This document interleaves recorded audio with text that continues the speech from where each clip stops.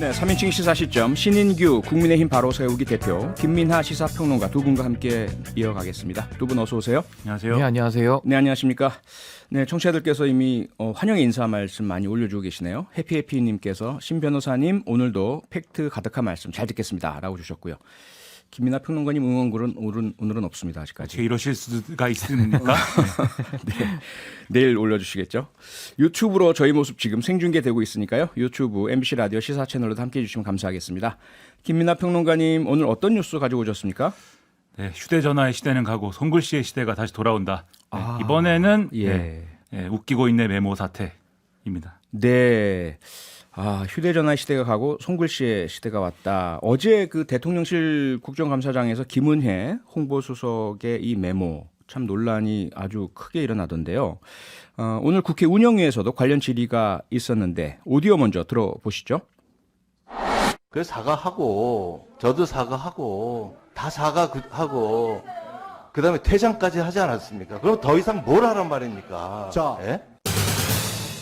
상당히 짜증이 많이 난 목소리입니다.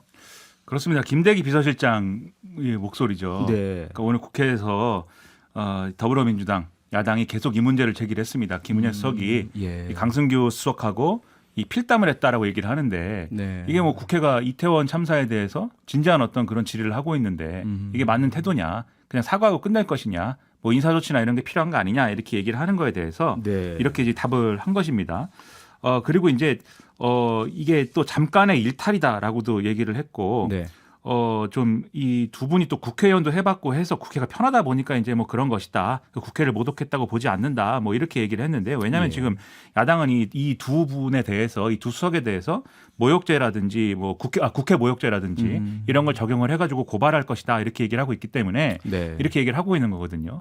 근데 반면 당사자인 김은혜 수석의 경우에는 오늘 또 이것에 대해서 재차 사과를 했습니다. 브리핑을 예. 하면서 국회 운영위에서도 얘기를 했지만 부적절한 처신한 것 매우 송구스럽게 생각한다. 운영위에 집중하지 못했다. 반성한다라고 얘기를 하면서 이 필담은 운영이나 이태원 참사와 전혀 관계가 없음을 분명하게 말씀드린다라고 얘기를 했거든요. 네. 그러면서 이제 눈물을 또 글썽였는데 예. 물론 이 얘기하면서가 아니고 그 대통령이 이태원 참사에 대해서 이 종교인들 만난 자리에 대해서 내놓은 메시지나 이런 거를 얘기하면서 눈물을 좀 글썽였는데 네. 또 이런 상황에서 과연 대통령실이 뭐 이런 태도로 이 사안에 임하는 것이 적절하냐 이런 논란이 커지고 있는 것이죠. 네. 사담을 한 것이고 국회 운영이나 참사와는 전혀 상관이 없다라고 하면 뭔가 그 사담이라는 것에 대한 구체적 얘기가 나와야 좀 믿을 수 있는 거 아닙니까? 그렇죠. 그 사담이 구체적으로 뭐냐라고 물었을 때 밝히기 적절하지 않다라는 이유로 네. 어제도 그렇고 오늘도 그렇고 뭐 사담이 최소한 뭐에 관한 건지 그러니까요. 이런 것들을 밝히지 않고 있고요. 예. 그리고 이게 뭐 누가 봐도 이게 사담으로 이 송글씨를 쓴 것이다라고 하면은 그러면 이제 운영위에서 그 이태원 참사 그 관련돼서 지금 대통령실에 대한 국정조사가 진행되고 있고 관련 질의가 나왔는데 수석들이 앉아가지고 사담이나 하면 되겠느냐라는 얘기를 하겠지만 네. 과연 이게 사담을 나눈가인 거에 대해서는 그것도 사실은 좀 의문이에요. 왜냐하면 계속 사담을 나눴다라고 하면은 이 필담을 했다는 거니까 네. 전후에 뭐라고 얘기했는지도 사실은 노트에 좀 적혀 있어야 되지 않습니까? 그렇죠. 그냥 상단에 웃기고 있네라고 하나 그냥 적혀 있는 거거든요. 예. 그리고 두 분이 어쨌든 이 각자의 역할을 갖고 있는 고위직인데 그렇죠. 뭐 서로 얼마나 친하길래 웃기고 있네라고 노트에 쓸 그렇게 사담을 그렇게 나눌 정도인지 잘 모르겠습니다. 우리 표창원 교수님하고 저하고 얘기를 해도 필담을 해도 웃기고 있네라고는 안 쓸 거거든요. 서로. 그럴 일이 없겠죠. 그렇죠. 그러면 네. 결국 그 현장에서 누군가 얘기하는 거에 대해서 어떤 조롱의 의미로 웃기고 있네라고 쓴 거 아니냐 이렇게 생각할 수 있는 여지가 상당히 커진 건데 예. 그렇게 생각을 해보면 더더욱 이제 부적절한 거죠. 그때 그 당시에 이제 강득구 의원이 질의를 하던 과정이었는데 네. 그럼 최소한 또 백보 양보해서 강득구 의원의 질의가 뭐 우스운 내용이었다든지 정말 대통령실이 듣기에 황당한 얘기였다든지 그렇다고 하면은 그런 정상도 한번 참작을 해보자 이런 생각도 해볼 텐데 예. 물론 그래도 부적절하겠지만요. 네. 근데 이 질의가 대단히 진지한 내용이었습니다. 그래서 이태원 참사의 대응 과정에서 대통령실이 어쨌든 이런 모든 것에 컨트롤 타워 역할을 해야 되고 네. 그러한 시스템들이 제대로 돌아갔는지를 돌아봐야 되는데 지금 경찰이라든가 소방이라든가 이런 일선에서 고생한 사람들에게 책임을 떠넘기고 꼬리 자르게 하는 거 아니냐 이 문제 제기를 한 거거든요. 네. 근데 그게 왜 그러면 웃기는 내용이냐라는 의문이 또 이어지는 거여서 예. 전반적으로 이거 대통령실의 태도나 이런 문제로 번질 수밖에 없다 그런 생각이 드는 것이죠. 네, 좀 많은 청취자께서 문자나 댓글로 의견 주고 계신데요. 6674번님은요. 그 진지한 자리에서 서로 사적인 농담을 주고받은 것도 아주 부적절하죠. 바이든 EXX 사태가 생각납니다. 이렇게 주셨는데 신인규 변호사는 이 사건 어떻게 보세요? 우선은 뭐 농담 얘기하니까 저는 그 한덕수 총리가 외신 기자회견에서 했던 농담과 좀 이렇게 이미지가 오버랩이 좀 되는데요. 네. 저는 사실 이게 굉장히 좀 심각한 문제로 저는 생각을 하는 이유가 사실 대통령께서 해외 순방 중에서 비속어를 사용하면서 결국은 그 대통령실 홍보 수석인 김은혜 수석이 야당을 지칭했다라고 이미 인정을 했거든요. 그래서 그렇죠. 국회에 대해서 이미 비속어를 쓴 바가 있는데 네. 그거에 이어가지고 이상민 장관 같은 경우도 상당히 좀 고압적인 태도를 많이 보였고요. 그리고 네. 한동훈 장관은 오늘까지도 국회 나와서 답변하는 태도가 제가 여당 소속임에도 불구하고 상당히 보기 불편할 정도입니다. 그래서 예. 이런 식의 오만한 태도를 보이고 있고 행안부 차관이었던 김성호 차관도 기자들의 질문에 대해서 내가 그거 왜 대답해야 되냐 뭐 이런 식으로 뻣뻣하게 한 적이 있고요. 네. 그 김대기 실장은 어제는 사과를 했습니다만 오늘은 좀 짜증 섞인 말투로 저렇게 하고 있고 네. 이런 것들이 저는 농축돼서 나타난 것이 저는 어제 그 웃기고 있네라는 인식으로 저는 보입니다. 그래서 본인들도 필담을 나누고 사적으로 했다고 하지만 그 사적인 공간이 아니었고요. 뭔가 찔렸는지 이제 그걸 급박하게 지웠던 이제 그런 장면까지 나왔습니다. 그래서 저는 사실 이게 국회라는 곳이 국민들이 욕을 할 수는 있어요. 그러니까 불신이 크고 국회의원들 다 뭐 쓸모없다 이런 얘기도 많이 하시고 그렇죠. 하실 수 정치 있죠, 불신을 국민들이 할 수는 있는데요. 네. 선출된 권력의 한 축인 행정부 그 대통령을 보좌하는 그 보좌진들은 그런 식으로 국회를 무시하면 안 됩니다. 왜냐하면 그 무시는 결국 국민에 대한 무시로 볼 수밖에 없거든요. 그리고 또 하나는 그렇죠. 지금 뭐 경찰에 대해서 기강 회의 문제를 지적하고 있는데 마땅히 지적받아야 합니다. 그러면은 또 대통령실의 기강 회의는 지금 없는 것이냐. 사실 윗물이 맑아야 아랫말이 맑다는 것이 있는데 네. 현장 지휘관들에 대해서는 그렇게 기강 회의를 지적하면서 지금 대통령실은 그럼 기강이 어느 정도 좀 빠져 있는 것이냐. 여기에 대해서 저는 국민들이 정말 심각하게 저는 보고 있을 것이다. 저는 그렇게 생각을 합니다. 네. 김민하 평론가 그리고 이 김대기 비서실장의 그 짜증 섞인 목소리 속에는 그래서 사과하고 저도 사과하고 다 사과하고 더 어쩌란 말입니까? 이 말 속에는 인사조치라든지 다른 것들에 대해서는 전혀 필요치 않다, 고려하고 있지 않다 이런 의미가 담겨 있는 것 같은데요. 그렇죠. 괜찮은 건가요? 괜찮지 않죠. 지금 신인기 변호사님 말씀하신 것처럼. 예.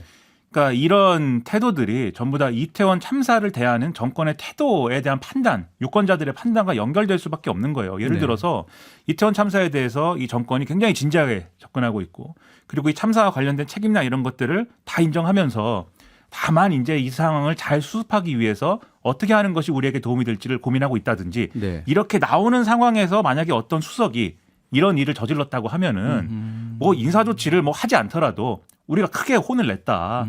다시는 그런 일이 없도록 네. 이렇게 정말 강하게 질책을 했고 심지어는 뭐 이런저런 조치를 취했다라고 얘기를 하면 그러면 국민들이 뭐 그렇구나 뭐 그런 해프닝도 있을 수 있어 이렇게 인정할 수 있을지 몰라요. 그렇죠. 근데 전반적으로 지금 보면은 대통령은 경찰에 대해서 막 호통을 치고 뭐 했지만 지금 경찰 특수본 수사도 그렇고 현장 인력들에 대한 특히 이제 용산 소방서장이라든지 네. 뭐 100점짜리 대응은 못했다 할지라도 그 상황에서 어쨌든 최선을 다하려고 노력한 사람들까지 입건하고 있는 그런 상황인데 예. 그런 어떤 조치도 영이 서려면 최소한 행안부 장관의 사퇴라든지 이런 게 있어야지 그런 게 영이 서는 거지 않습니까? 그렇죠. 그런 건 없고 행안부 장관은 대통령이 심지어 분향소에 분향하러 갈 때도 데리고 다니면서 이 행안부 장관 사퇴는 있을 수 없는 일이다라는 기류로 대응을 하고 있고 그런 상황에 수석이 이런 일을 저질러도 우리가 뭘 잘못했느냐라는 그러한 태도라면 국민들이 이 정권의 이태원 참사를 대하는 태도를 어떻게 판단하겠습니까? 진지하지 않다. 책임을 어떻게든 면하려는 그러한 방향으로 움직이고 있다. 이렇게 판단할 거거든요. 네. 그렇기 때문에 이렇게 방치해서는 안 되고 최소한의 우리가 이 문제에 대해서는 심각하게 생각하고 있다라는 거를 보여줘야 되는데 그런 점에서 오늘 이 김대기 비서실장의 이런 발언들은 국민의 질타를 받을 수밖에 없는 그런 얘기가 될 수밖에 없는 거죠. 그러게 말입니다. 참 참사 당일에도 그 수많은 경찰 인력이 대통령실 앞 시위에 집중해 있었고요. 13만 명이 넘는 우리 국민들에게는 치안 대책이 전혀 세워지지 않았고 지금도 보면 일선 경찰 소방관들은 질타받고 수사받고 저 위에 계신 분들은 농담하고 웃고 있고 이게 무슨 신분사회 같아요. 조선시대 귀족 양반들은 잘못해도 전혀 처벌받지 않고 일반 국민만 이렇게 참 안타깝습니다. 네, 신인기 변호사 뭐 인사 조치라든 이런 부분들 어떻게 지금 시점에서 있어야 된다고 보세요? 저는 대한민국에서 이런 참사가 발생을 했는데 예. 사실 여기에 대해서 그 누구도 지금 정무적인 책임을 지지 않는다라는 것 자체가 저는 큰 문제라고 생각을 하고요. 네. 저는 정무적인 책임을 묻는다면은 주무부처, 그 재난안전의 주무부처인 이상민 장관이 저는 바로 이건 정치적인 책임을 져야 된다. 그리고 윤희근 경찰청장도 저는 책임을 져야 된다라고 생각을 합니다. 네. 그리고 한덕수 총리의 경우에도 사실 그 인식의 아니함 같은 게 다 드러나지 않습니까? 그렇다면은 과연 이분이 이후에도 과연 지금 이 국정 내각을 다 통할할 수 있겠느냐, 여기에 대해서 굉장히 물음표가 많이 있거든요. 그래서 정치적인 책임을 물어야 될 것이고, 저는 형사적인 면에서도 지휘고하를 막론하고 수사해서 처벌해야 되는데요.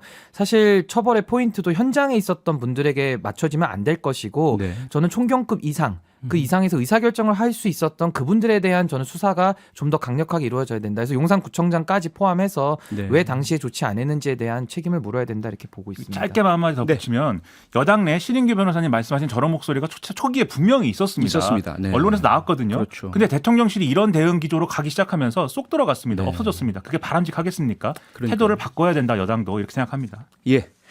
신인규 변호사가 가져온 뉴스는 어떤 겁니까?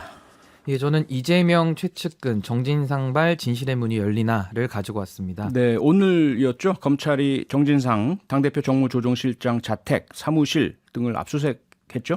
예, 오늘 서울중앙지검 반부패 수사 1부에서 네. 이재명 대표의 최측근으로 불리는 이제 정진상 정무조정실장에 대해서 그 자택에 압수수색을 했습니다. 예. 동시에 또 검찰은 이제 정 실장이 지금 근무하고 있는 이제 당사 사무실에도 압수수색을 시도를 했고요. 네. 그다음에 이제 정 실장의 경우에는 그 유동규 씨라고 하는 분으로부터 이제 대장동 일당에게 이제 그 1억 원의 뒷돈을 받은 혐의를 지금 받고 있습니다. 예. 그래서 당시에 이제 2014년도에 이재명 대표가 이제 성남시장 재선에 도전할 무렵에 이제 정 실장이 유 전 본부장하고 남욱 변호사로부터 한 5천만 원 정도, 그리고 2020년도에는 또 4천만 원 정도를 전달했다는 현재 진술을 확보한 상태고요. 네. 지금 현재 이재명 대표의 최측근으로 지금 분류되고 있는 김용 부원장은 정치자금법 위반 혐의로 현재 구속 기소가 된 상태이고, 예. 이제 남은 것은 이제 정진상 그 실장에 대한 조사를 마치면 이재명 대표에 대한 직접 수사 가능성이 더 구체적으로 나오고 있습니다. 네.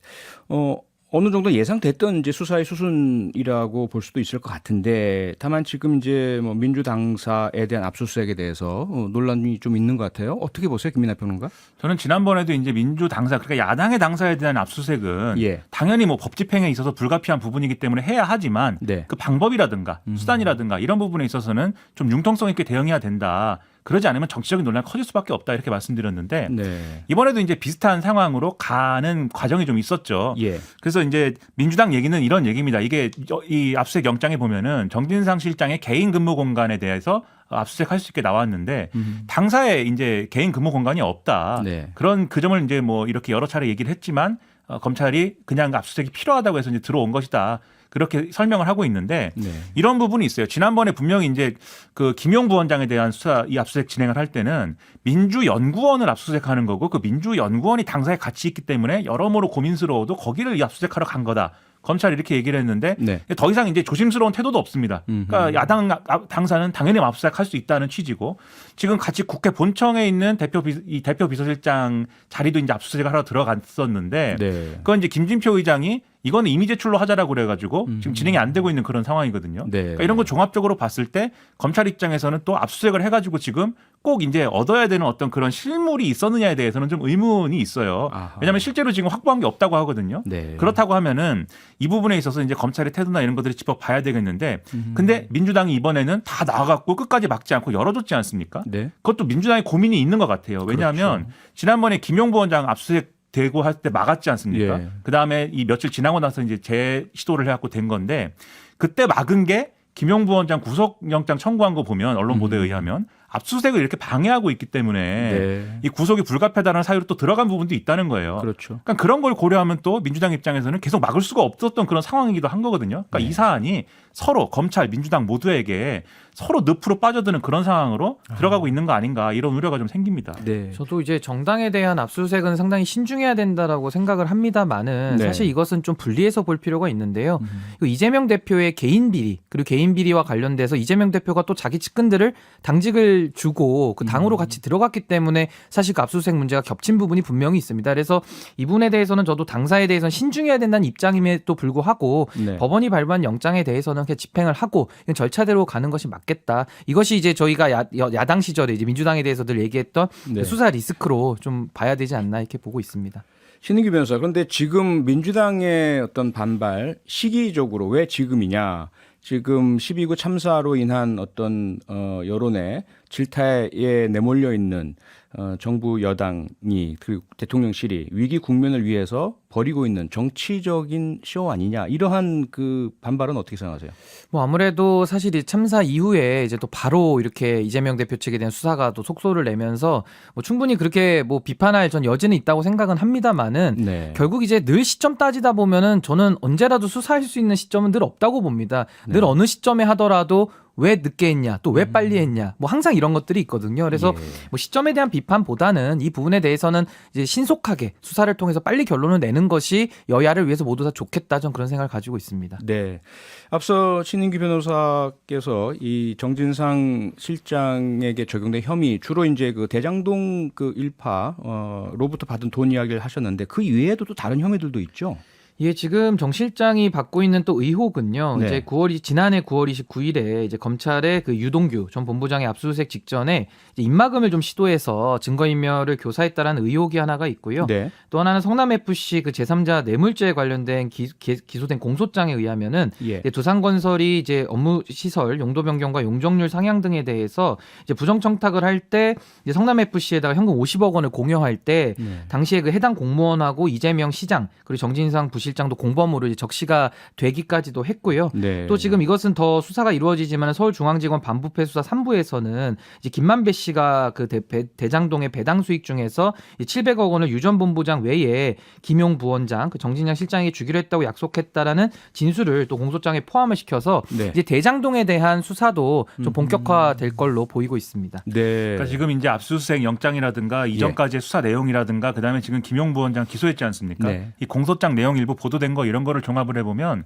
검찰은 그림을 엄청 지금 크게 그려놨어요. 그래서 거의 이제 이재명 대표의 정치 인생 전반에 걸쳐서 사실상 네. 예. 그러니까 성남시장 재선 이후부터 이 대장동 일당들이 일종의 정치 자금이라든가 선거와 관련된 그런 비용이나 이런 것들이 일부 된 거 아니냐라는 의심, 네. 그렇게 추정할 수 있는 어떤 배경 설명 이런 거를 다 써놨거든요.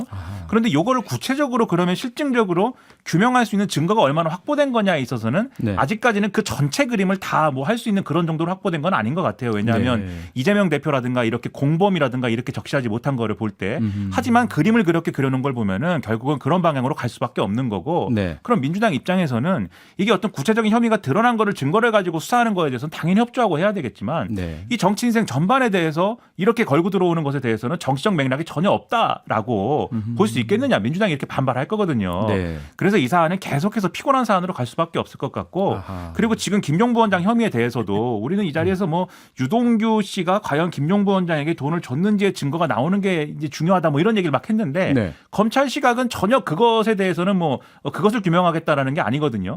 그러니까 돈을 준 사람은 지금 남욱 변호사인 거고 받은 사람이 유동규, 정민용, 김용 이렇게 한 묶음이라는 거예요. 지금 그 기소 내용에 의하면. 네.